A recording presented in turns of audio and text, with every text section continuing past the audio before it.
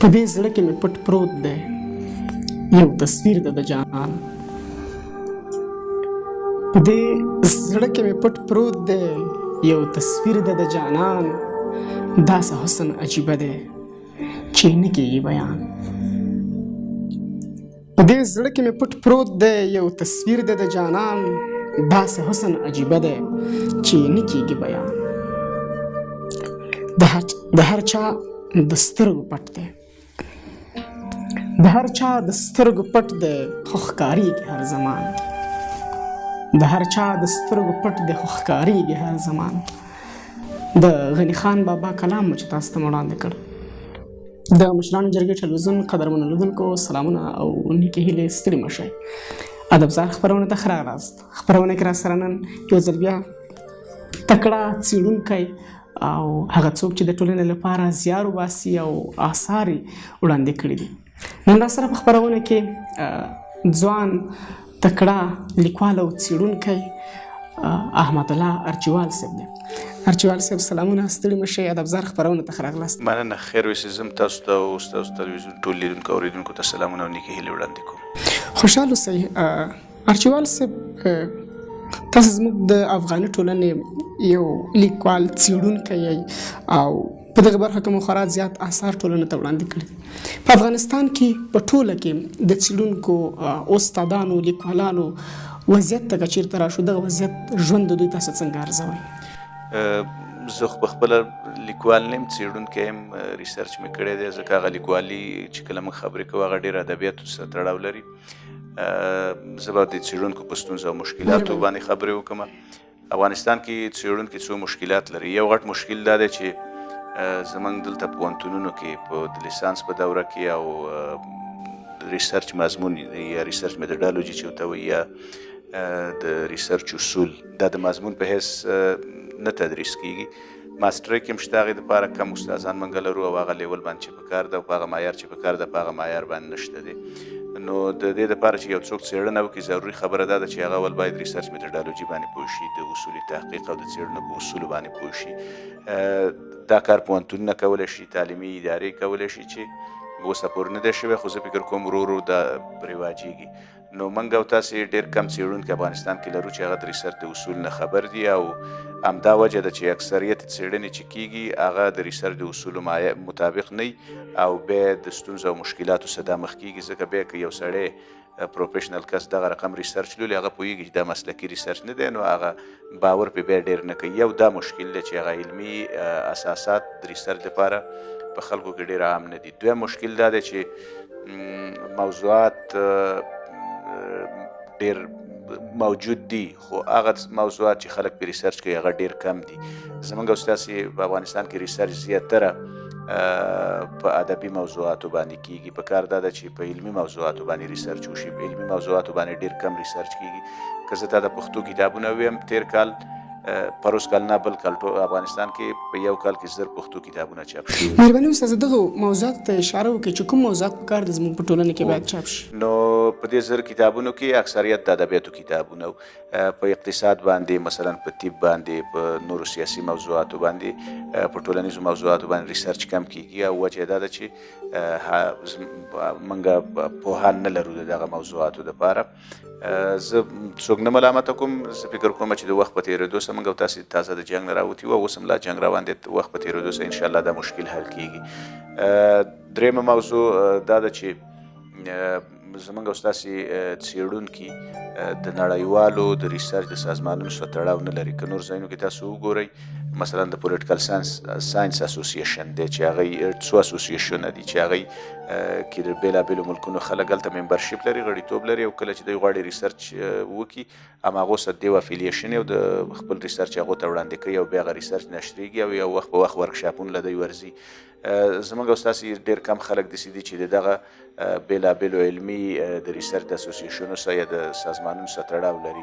څلورم مشکل دا دی چې که ریسرچ وشي، څوک ریسرچ ولیکي او هغه چاپ شي، د هغې دپاره هغه مارکیټ نشته دی دومره. ډېر کم خلک کتاب لولي او کتاب اخلي. نو د ریسرچ دپاره اصلا ډیمانډ نشته دی. پنځمه خبره دا ده چې ریسرچ چې اکثره کیږي د ریسرچ غټه څو موخې، یوه موخه دا ده چې ریسرچ کې باید هر ریسرچ چې کیږي هغه نه باید حکومت د پالیسۍ دپاره استفاده وکړي. پالیسیانې چې جوړېږي هغه باید په یو ریسرچ ولاړي. دلته چې څومره پالیسیانې جوړېږي متاسفانه هغه په ریسرچ باندې ولاړې نه وي. هغه اړونده اداره چې څه کوي بس هماغه خپل کار کوي او نه کوم ریسرچ ته مراجعه کیږي او نه کوم داسې ریسرچ ته چې دوی ورته مراجعه وکړي. ارچیوال صاحب، تاسو مخکې د نړیوالو څیړونکو نه یادونه وکړه. په افغانستان کې موږ د خپلو څیړونکو لپاره داسې کومه یوه اداره لرو او که نه؟ افغانستان کې خو داسې اداره نشته دی. افغانستان کې تینک ټینکونه شته دی، یو څو د ریسرچ مرکزونه شته دی. په هغې کې په موضوعاتو باندې ریسرچ کیږي، په بېلابېلو موضوعاتو. ځینو کې خارجیان هم کار کوي، زیاتره امنیتي مسایلو باندې ریسرچ کوي. خو لکه ما تاسو ته وویل چې د ریسرچ لمن ډېر محدوده ده، په ډېرو خاصو او ډېرو محدودو موضوعاتو باندې ریسرچ کیږي. ضروري دا ده چې د ژوند سره تړلي او د یو دولت د ژوند سره تړلي ټولو موضوعاتو باندې باید ریسرچ وشي. هغه که طبیعي علومي او که سیاسي علومي، په ټولو باندې باید ریسرچ وشي. دلته چې کوم ریسرچونه کیږي په دې ادارو کې دا ښه دي تر ډېره حده پورې. دغه څو ادارې چې دي د هغو ریسرچونه تر ډېره حده پورې ښه ریسرچونه دي، خو دا یوازې کفایت نه کوي. موږ او تاسو یو ملک په حیث باندې باید نور هم ډېر ریسرچ وکړو او د هغې ته بیا هم زه وایم چې زموږ او ستاسې تحصیلي او تعلیمي نظام چې دی هغه ټولنې ته داسې خلک نه استخداموي چې هغه ریسرچ وکړی شي. زموږ او ستاسې که پوهنتون کې اوس وګورئ، اوس هم زموږ دا د تحصیل چې دی سیم ته چې ته ورشي نو دا هغه ټیچر اورینټډ دی، یعنې ټول کار استاد کوي. استاد راځي لیکچر ورکوي او ځي.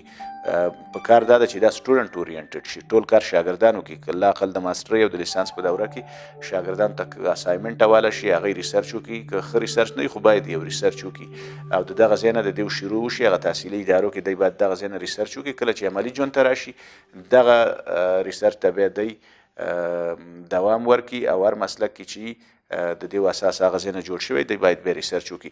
نو ضروري دا ده چې تحصیلي نظام زموږ او ستاسې سم شي.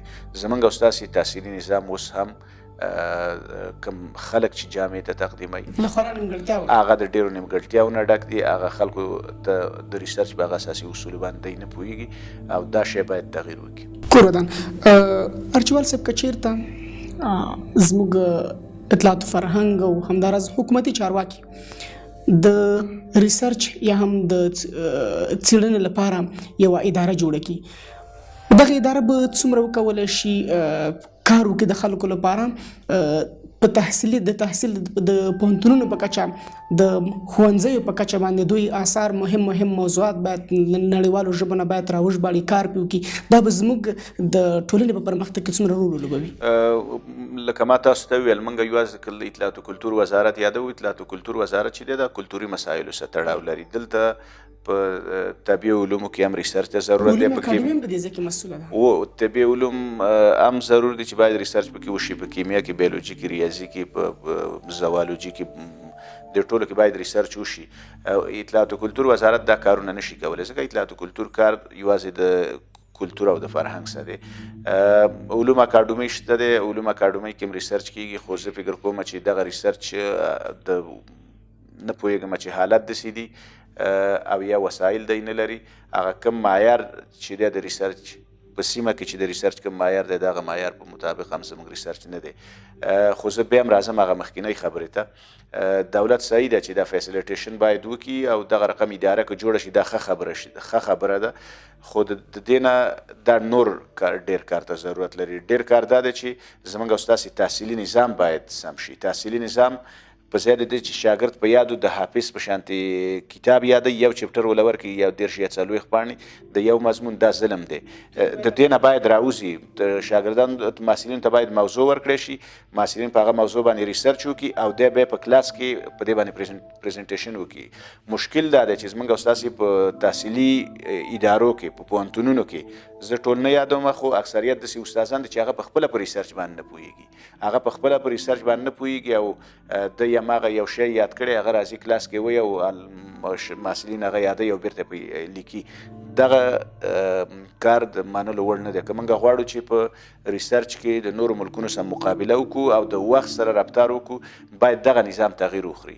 اول باید استادان په خپله د دې وړتیا ولري چې هغه ریسرچ وکړی شي.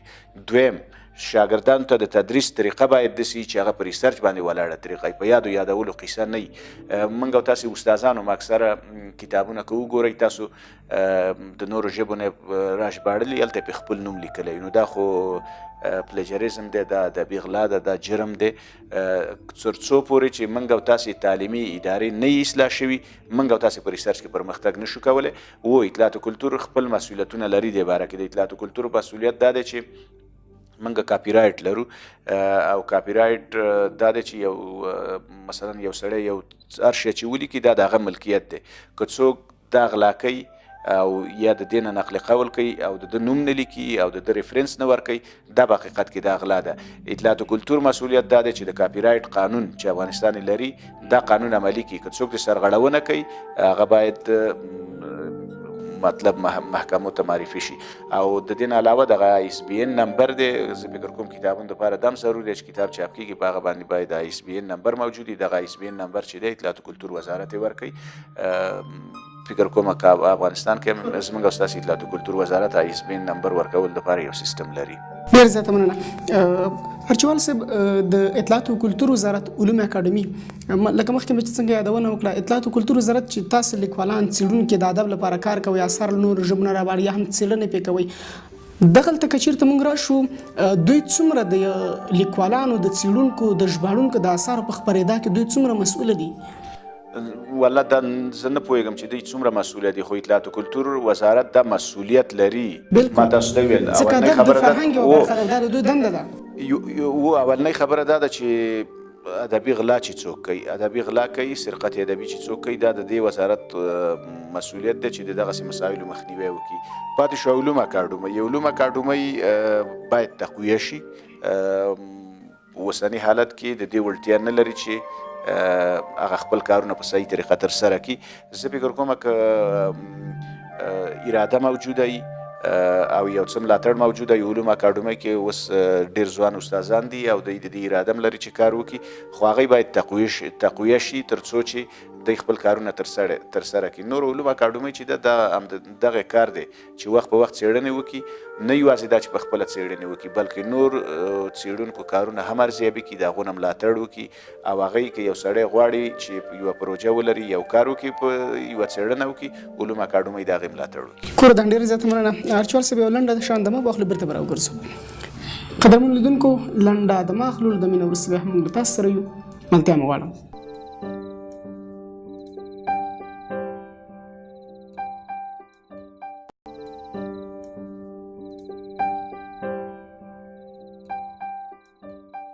سلامونه. هم ستړي مشئ. کور مودان چې د ادبزار خپرونه څارئ. خپرونه کې راسره میلمه څیړونکی استاد احمدالله ارچیوال دی. ارچیوال صاحب، په دې هیله چې ستړی شوی نه. ارچیوال صاحب، په افغانستان کې زموږ چاپ شوي اثار ستاسو په اند باندې څومره مسلکي دي؟ زموږ او ستاسې یو بدبختي دا ده چې کله چې موږ یو کتاب یا یو اثر لیکو یا مثلا په هغه باندې کار کوو او ټولنې ته یې وړاندې کوو، د ډېرو فلټرونو نه تېرېږي. ضرورت دا دی چې د دې کتاب دپاره څو فلټره موجود وي چې د هغې نه تېر شي. په دغه فلټرونو نه تېرېدو په وخت کې باید د دې کوالټي هم وکتل شي، او د ټولو نه مهمه خبره چې ده هغه دا ده چې دا وکتل شي چې آیا دا کتاب کې چې څه لیکل شوي دي دا خو به د بل چا نه نه وي غلا شوي، سرقت ادبي خو به پکې نه وي شوی. نو د دې فلټرو د نه موجودیت له امله په افغانستان کې چې کتابونه چاپ کېږي ډېر کتابونه یې په هغه معیار باندې د ریسرچ په معیار باندې نه دي برابر. خو بیا هم زه دا وایم چې ورو ورو موږ هغه طرف ته روان یو چې بالاخره به زموږ او ستاسو کتابونه به معیاري شي. خو اوس چې کوم کتابونه د اکثریت یې په هغه معیار باندې نه دي برابر. ځینې وخت یو سړی کیني چې په زړه وورېږي هماغه لیکي، دې ته نه ګوري چې دا کومې خبرې لیکي کیدای شي د یو بل کتاب کې لوستي چې د هغه ریفرنس ولیکي، یا د یو چا نه اورېدلي، یا په یوه مرکه کې لیدلي، یا مثلا په یو اخبار کې لیدلي، یو مجله کې لیدلي، دا هغه خبرې په ذهن کې کېناستلې، بېرته چې کیني هماغه شی لیکي وایي دا زما کتاب دی. نو د دې دپاره یو داسې فلټر ته ضرورت دی چې دا وګوري چې آیا دغه کتاب کې چې څه دي دا خو به سرقت ادبي نه وي. بله خبره دا ده چې د دې معنا دا نه ده چې موږ سنسرشپ دپاره کار کوو یا سنسرشپ غواړو. سنسرشپ هرګز نه غواړو. معنا یې دا ده چې که یو ایډیټر ته یې ورکړي چې هغه وګوري هم غټه خبره ده. که حکومت یا بل مرجع نه یو یا دوه ایډیټر باید دا وګوري، هم د ژبې په لحاظ باندې او هم د مضمون په لحاظ باندې چې په دې کې دا څه لیکل شوي دا څنګه دي. نو دې دپاره بیا هم زیربنا ضروره ده چې موږ زیربنا اول رامنځته کړو. زیربنا څه شی دی؟ زیربنا دا ده چې اول باید موږ خپلو خلکو ته د څېړنو اصول ور وښیو او د هغې نه وروسته بیا موږ دا توقع وکړو چې کتاب باید ولیکل شي، تر څو پورې چې موږ د ریسرچ په باره کې اړین پوهاوی خلکو ته نه وي ورکړی. د پوهنتون کې او په نورو څېړنو ادارو کې موږ باید د دې توقع ونه لرو چې موږ ښه کتابونه ترلاسه کړو. کورمدن تاسو څومره آثار خپل افغاني ټولنې ته وړاندې کړي دي؟ ما خو یو کتاب، اولنی کتاب مې په انګریزي باندې لیکل شوی دی، په جرمني کې چاپ شوی، هغه په پښتنو باره کې دی. دویم کتاب مې بیا په کمیونیکیشن باندې په افهام و تفهیم باندې چاپ شوی، هغه هم په پښتو دی. دریم کتاب مې په ولسي مبارزه یا په عدم تشدد باندې چاپ شوی، هغه هم په پښتو دی. څلورم کتاب مې چې دا اوس نوی چاپ شوی دا کتاب دی، دا د خدایي خدمتګار 1949 یو ستراتیژیک غوراوی. په دې کتاب کې په خدایي خدمتګار باندې بحث کړی دی چې خدایي خدمتګار تحریک یو ستراتیژیک تحریک و که نه دا څوک چې په دې تحریک کې یو بله لار نه لرله او دا تحریک یې رامنځته کړی. ژباړې مې کړي، تقریبا 3 کتابه مې ژباړلي دي. کورمدن ارچیوال صاحب، غواړو خدایي خدمتګار 1929 یو ستراتیژیک غوراوی لیدونکو ته په لنډه کې ور وپېژنئ. خدایي خدمتګار یو ستراتیژیک غوراوی دې کتاب کې که تاسو وګورئ دلته دا تاریخ ما لیکلی دی. ستر پاچاخان بابا په ژوند باندې تاسو ډېره څېړنه کړې ده. دا تاریخ مې چې لیکلی دی دې معنا دا ده چې خدایي خدمتګار 1909 کې رامنځته شوی، 1940 کې بیا پاکستان رامنځته شو. هغې نه وروسته هم خدایي خدمتګار یو وخته پورې و، خو ما صرف په دغه وخت باندې خبرې تر هغه وخته پورې چې پاکستان رامنځته کړي د 1909 نه 1940 پورې. نو دا د ریسرچ اصولو مطابق هم ښه خبره دی چې ته یو وخت ورته وټاکې، ځکه هغلته کله چې پاکستان رامنځته کېږي یو رقم حالت و، د پاکستان نه رامنځته کېدو نه مخکې بل رقم حالت و. نو دې کتاب کې ټوله موخه دا ده چې موږ په دې تحریک باندې بحث کړی، په خدایي خدمتګار تحریک باندې، چې آیا دا تحریک ستراتیژیک و او که ستراتیژیک نه و. بیا مثلا د ستراتیژیک دپاره ما 3 انګله یا 3 زاویې پیدا کړي دي، چې اولنۍ زاویه دا ده چې د ټولو هغه تحریکونه چې هغو ته موږ ټولنیز عدم تشدد تحریکونه ویو، هغو دپاره بېلابېل تعریفونه دي. یو تعریف دا دی چې هغه وایي تحریک چې دی دا عرضه او تقاضا ده. نو ما د هغه وخت کوز طرف ته د پښتنو ټولنیز، سیاسي، اقتصادي او کلتوري حالت دا مې مطالعه کړي دي، او بیا په هغه وخت کې پښتانه تقریبا د پښتنو په سیمه کې کوز طرف ته 100 کاله هلته پاتې شوي دي. په دې 100 کلونو کې دوی سره ډېرې جنګونه هم شوي، ځکه پښتنو حالت داسې و چې ډېره بده ورځ پرې وه. ما هغه وخت کې چې کوم د پښتنو وسلوالې جګړې کړي دا مې هم یو څه مطالعه کړي دي. زه دې نتیجې ته رسېدلی یم چې پښتنو نشو کولی چې د وسلوالې مبارزې د لارې خپل اهداف ترلاسه کړي.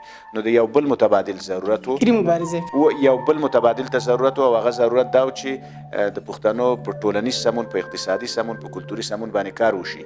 نو دلته کاغه تعریف ته موږ وګورو، دلته عرضه موجوده وه، تقاضا موجوده وه. تقاضا دا وه چې پښتانو جنګ نشو کولی، حالت هم خراب و، بدلون ته ضرورت و، هغه رواجي لارو نه دوی مبارزه نشو کولی، نو باید یوه غیر رواجي لار رامنځته کړي. خدایي خدمتګار یو غیر رواجي لار وه. دا یوه زاویه ده. دویمه زاویه دا ده چې باچا خان 1910 کې د خپل سمونپاله ژوند شروع کړی. 1910 کې اول ځل دپاره د یو ښوونځی جوړ کړ، آزادې مدرسې په نامه، او د هغې نه وروسته بیا په 1900 د تحریک خلافت کې و. تحریک خلافت نه وروسته 1930 کې د نورو ملګرو سره یو ځای شو، او دوی د تنظیم اصلاح افاغنه په نامه یو تنظیم رامنځته کړ، او د ده ټول کار دا و چې د پښتنو د په منځ کې د جګړو د غلطو رواجونو په خلاف مبارزه وکړي، د پښتنو د اقتصاد دپاره کار وکړي، د پښتو دپاره کار وکړي، پښتنو کې تعلیم دپاره کار وکړي. بالاخره په 1929 کې په اول سر کې دوی یوه بله جرګه رامنځته کړه چې هغې ته د افغان جرګې ورته ویله، په اپریل کې بیا په 1909 کې د خدای خدمتګار رامنځته کړ. یعنې د دې خبرې هدف څه دی؟ د دې خبرې هدف دا دی چې باچا خان 19 کاله مطالعه وکړه، د 19 کاله نه وروسته د خدای خدمتګار رامنځته کړ. نو د دې نه موږ ویلی شو چې دا یو ستراتیژیک تحریک و. دا یوه خبره. دویمه خبره پکې دا ده چې باچا خان دستي خدای خدمتګار ټولنیز تحریک و. د نورو د باچا خان د نورو ټولو کړنو په پرتله دا ډېر منظم تحریک و. نو باچا خان اول د پښتنو په منځ کې د غلطو رواجونو پر خلاف مبارزه وکړله، بیا یې هغو ته تعلیم ورکولو کوشش وکړه، بیا یې د هغو د اقتصاد دپاره کار وکړه، بیا یې دوی منظم کړل او بالاخره د سیاست ته راوسته. یو دم دا سیاست ته نه راوسته، 19 کاله مزل وروسته دا سیاست ته راغلی. نو د دې معنا دا ده چې دا یو ستراتیژیک او په تعقل ولاړه خبره وه. درېیمه زاویه هغه دا ده چې عدم تشدد باره کې ډېرې څېړنې شوي دي په دې تېرو تقریبا 50 کلونو کې. ما دغه څېړنې د خدای خدمتګار سره پرتله کړي دي، یعنې خدای خدمتګار مې دغه څېړنو سره پرتله کړی دی. تاسو چې څومره د عدم تشدد باره کې نوي کتابونه وګورئ، هغوی وایي چې 3 خبرې د خدای خدمت د یو عدم تشدد تحریک دپاره ضرور دي. اول باید ستراتیژي ولري، دویم باید تشدد ونه کړي، او دریم نظم او ډیسپلین ولري. خدای خدمتګار چې ما څومره مطالعه کړې، ستراتیژي هم لري، تشدد هم نه کو، او نظم او ډیسپلین هم لري، یو جوړښت یې لري. نو دا 3 خبرې په دې کتاب کې ما تشریح کړي دي، او د دې په اساس باندې زما استدلال دا دی چې خدای خدمتګار تحریک نه یوازې دا چې یو ستراتیژیک تحریک و، بلکې دا په یو تعقل ولاړ تحریک و. کورمدن ارچیوال صاحب، د ادب په برخه کې باچا خان بابا لپاره چې څومره کارونه شوي دي، له تاسو نه باید مننه وشي چې تاسو هم د ده په ژوند باندې یوه څېړنه وکړه، د ده په مبارزې باندې یو اثار مو وړاندې کړ. د داسې انسانانو، داسې مبارزو انسانانو په ژوند باندې باید د قلم خاوندان څه وکړي؟ باید څومره څېړنه د دوی په اثارو باندې، د دوی په ژوند باندې په کار دي تر څو ټولنې ته وړاندې کړي؟ باچا خان زه اوس یو بل کتاب باندې کار کوم، او د هغه کتاب موضوع دا ده چې د خدای خدمتګار کلتوري تاثیرات یا کلتوري اغېزې. که تاسو دا وګورئ، خدای خدمتګار د پښتو ادب او د پښتو لیټریچر دپاره ډېر کار کړی دی. څو وجو نه زموږ دپاره باچا خان او خدای خدمتګار مهم دی. یوه خبره باید واضح او هغه دا ده چې کله زه یادوم چې باچا خان پښتنو دپاره کار کړی دی، نو دلته پښتانه په جغرافیوي لحاظ تعریف شوي دي، په ژبې په لحاظ نه دي تعریف شوي. دې خبرې معنا دا ده چې باچا خان چې کله خدای خدمتګار تحریک رامنځته کړ، د هندوان هم ملګري و، سیکان هم اوس ملګري و. هغه وخت کې چې ورته صوبه سرحد وایي، اوس ورته پښتونخوا وایي، دغه پښتونخوا د ټولو اوسېدونکو دپاره و. نو دلته موږ دا نه شو ویلی چې یوازې په دې کې هغه خلک و چې ژبه یې پښتو وه. دا په جغرافیایي لحاظ باندې چې کوم خلک د اباسین نه دې غاړې دیره و، دې ټولو دپاره دغه تحریک و. نو څو وجې نه موږ دپاره خدای خدمتګار او باچا خان مهم دی. اول دا چې دا یو داسې تحریک و چې د پښتنو په منځ کې د غلطو رواجونو د منځه وړو دپاره یې کار کړی دی، د پښتنو دپاره په تعلیمي ډګر کې کار کړی، پښتنو ښځو د حقونو دپاره یې کار کړی دی، او په پښتنو کې په بالاخره په یو ریفورم دپاره کار کړی دی. موږ او تاسې اوس هم دغه حالت سره مخامخ یو. نو ضروري دا ده چې موږ باچا خان او خدای خدمتګار صحیح مطالعه کړو، او د هغې په رڼا کې د خپل موجوده حالاتو او د مشکلاتو نه د راوتلو دپاره لارې چارې پیدا کړو. دا یو اړخ. دویم اړخ یې دا دی چې زه په ډېر په ادبیات مې نه دي مطالعه کړي، خو څومره چې زما مطالعه ده په پښتو کې خوشحال بابا و چې هغه په ملتپاله مسایل په ادبیاتو او په شاعرۍ کې مطرح کړه. د هغې نه وروسته بیا دا خبره تقریبا داسې کمزورې غونته کې وه. خدای خدمتګار تحریک یو ځل بیا په پښتو ادبیاتو کې ټولنیز مسایل یې را مطرح کړه. که تاسو شاعري او ادبیات وګورئ، دوی یا په قوم باندې خبره کړې، دوی په ژبه باندې خبره کړې، دوی په ویښتابه باندې خبره کړې ده، دوی په انقلابي ژبه کارولې ده، او دوی په ټوله کې د پښتنو په سمون باندې. ډېره زیاته مننه. وخت ډېر کم دی، غواړو چې په دې راته وغږېږئ چې د قلم په ټوله کې د قلم خاوندان ټولنه څومره عدم تشدد ته رابللی شي؟ عدم تشدد ګوره، موږ داسې فکر کوو چې عدم تشدد خلکو ته ویل خلک غلي کول دي. عدم تشدد دا نه دی. عدم تشدد د مبارزې دپاره دومره قوي وسیله ده لکه څنګه چې جنګ وسیله ده. نو عدم تشدد کې خلک مبارزه کوي، خو دلته د یو متبادلې او پرامنه لارې چارو نه استفاده کوي. ټولنه زموږ او ستاسې اماده ده. یو غلط فکر چې په ټولنه کې موجود دی هغه دا دی چې زموږ په مذهب او کلتور کې عدم تشدد ځای نه لري. دا مطلق غلط غلطه ده. زموږ که پیغمبر علیه السلام ژوند تاسو مطالعه کړئ، د پیغمبر علیه السلام په ژوند کې عدم تشدد نه د استفاده کړې وه. هغې نه وروسته په پښتنو کې پیر روښان عدم تشدد، بایزید روښان د عدم تشدد اولني وخت کې چې د مبارزه شروع کړله، د 3 اصولو یو دا د مغولو عدم موالات، عدم اجتناب او د هغه سره همکاري نه کول. تاسو چې اوس په دې موجوده وخت کې د عدم تشدد باره کې د دنیا په هر ګوټ کې چې په مواد لیکل شوی او ریسرچ به شوی، تاسو وګورئ همدا 3 خبرې چې دي د عدم تشدد اساس تشکیلوي. نو یعنې دا زموږ او ستاسو کلتور کې ځای لري. یوازینۍ خبره دا ده چې باید تشویق شي. ژوندي اوسئ. ډېره مننه ارچیوال صاحب. ادبزار خپرونه ته چې موږ هر لیکوال، هر څیړونکی، هر استاد رابولو، یو پیغام دې کتاب چې ځان سره اخلو. د نورو قلم خاوندانو ترڅنګ غواړو ستاسو یو پیغام هم له ځان سره ولرو او لیدونکو سره شریک کړئ.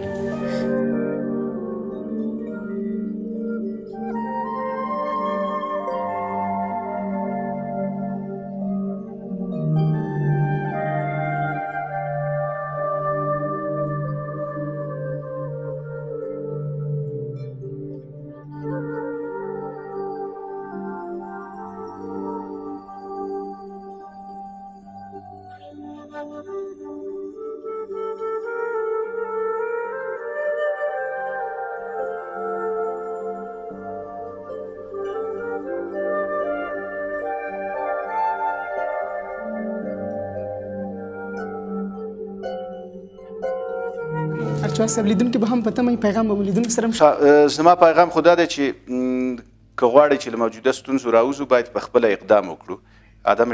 عدم تشدد موږ ته همدا درس راکوي. کور مدان ډېر زیاته مننه چې زموږ بلنه مو منله او ادبزار خپرونه ته راغلی. ډېره مننه. قدرمن لیدونکو، له تاسو نه هم ډېره زیاته مننه کوو. ارچیوال صاحب خدایي خدمتګار کوم کتاب چې چاپ ته رسولی و، ډېره مننه چې موږ ته هم یو دانه راوړی دی. نو دا د ادبزار د دې ونې خپرونه چې تاسو ته مو وړاندې کړه، په لوی او بخښونکي څښتن تعالی مو سپارم. ښاد او بریالي اوسئ. الله مو مل شه.